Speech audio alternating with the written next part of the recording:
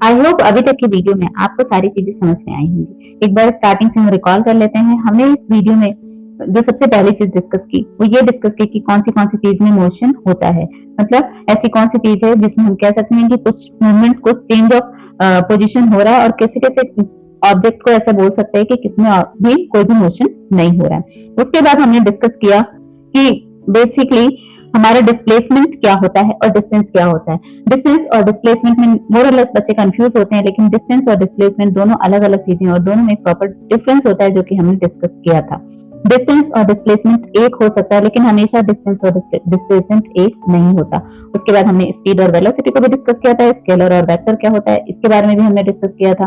दोनों के फॉर्मूले को डिस्कस किया था प्रॉपरली। इसके शीतल और प्रशांत की स्पीड, एवरेज स्पीड और वेलोसिटी को भी एनालाइज किया था। साथ ही हमने ये भी डिस्कस किया था कि स्पीड और डायरेक्शन के बीच में क्या रिलेशन है, किस तरीके से वो वेलोसिटी को इम्पैक्ट करता है। उसके बाद हमने यूनिफॉर्म और नॉन यूनिफॉर्म लीनियर मोशन को डिस्कस किया था। लीनियर मतलब एक लाइन में, अगर यूनिफॉर्म मोशन हो रहा है तो क्या इम्पैक्ट आएगा, नॉन यूनिफॉर्म मोशन आ रहा है तो क्या इम्पैक्ट आएगा। इससे रिलेटेड हमने कुछ क्वेश्चंस भी किए थे। फिर हमने डिस्कस किया था एक्सेलरेशन। आफ्टर एक्सेलरेशन हमने डिस्कस किया था पॉजिटिव, नेगेटिव और जीरो एक्सेलरेशन। इसको भी हमने प्रॉपर्ली डिस्कस करने के बाद डिस्टेंस टाइम ग्राफ और यूनिफॉर्म मोशन को डिस्कस किया था। किस तरीके से अगर मोशन हमारा यूनिफॉर्म है तो डिस्टेंस टाइम ग्राफ हमको क्लेरिफाई करेगा, या डिस्टेंस टाइम ग्राफ पे हम इसको किस तरीके से प्लॉट कर सकते हैं। वहीं हमने डिस्कस किया था distance time graph for non uniform motion. अगर कोई भी मोशन नॉन यूनिफॉर्म है उस केस में हमारा डिस्टेंस टाइम ग्राफ किस तरीके का दिखेगा।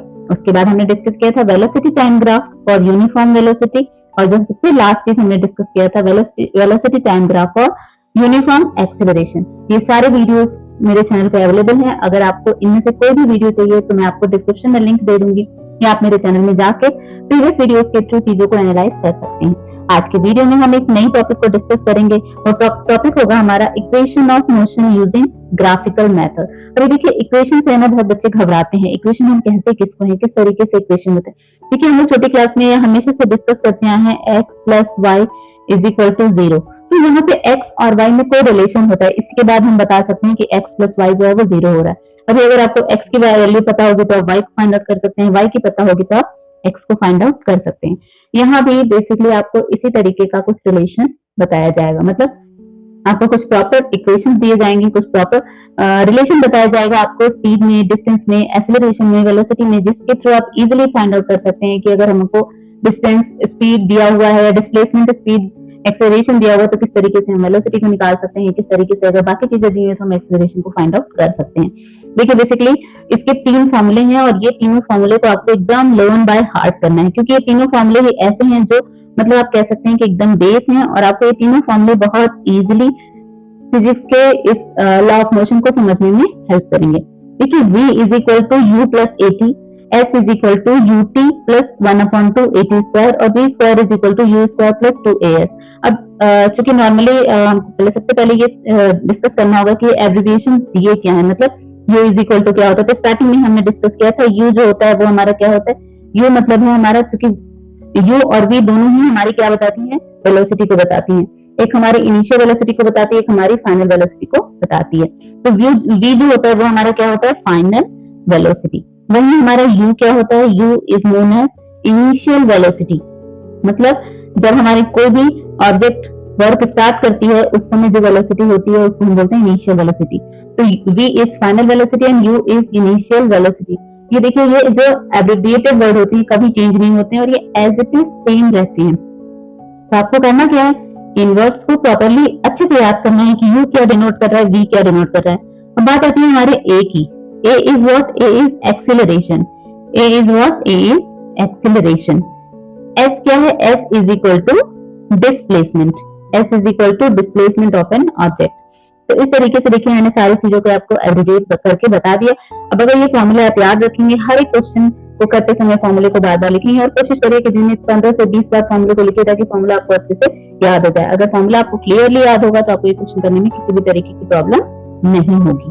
अब इन इक्वेशंस को हम बाद में डिस्कस करते हैं, ये 1-2 पेज को छोड़ते हैं, और सबसे पहले हम कुछ क्वेश्चंस करते हैं जिससे ये फॉर्मूला हमको इजीली क्लियर हो जाए। तो चलिए फटाफट से हम अपने क्वेश्चन पे आ जाते हैं। एरोप्लेन टैक्सी थी जो यहाँ से स्टार्ट की और यहाँ पे रनवे पे उसने कितना दूर का डिस्टेंस कवर किया बिफोर टेकिंग ऑफ। हमको ये सारी चीज़ें निकालनी है। अब हम देख लेते हैं हमको दिया क्या क्या। हमको दिया हुआ है small t is equal to 30, हमको दिया हुआ है small a is equal to 3.2 metre per second square.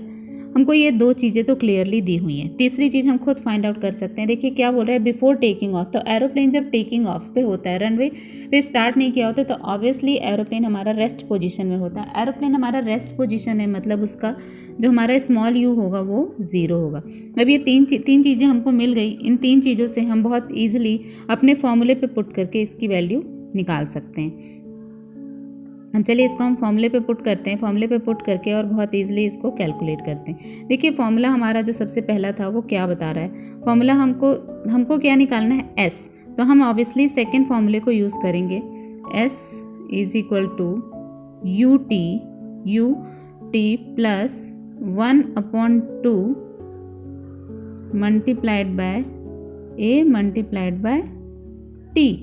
अब देखिए इसके अकॉर्डिंगली अगर हम फॉर्मूले के अकॉर्डिंगली मूव करते हैं तो हमारा u कितना है, u मतलब initial velocity is 0 multiplied by हमारा t, टाइम कितना है 30, देन प्लस हमारा 1/2 multiplied by a is acceleration is 3.2 and multiplied by हमारा टाइम कितना है 30 स्क्वायर।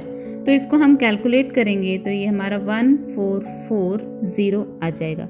ये हमारा इतना डिस्टेंस है, इतना मीटर का डिस्टेंस है जो कि एरोप्लेन ने ट्रेवल किया रनवे पे बिफोर टेकिंग ऑफ।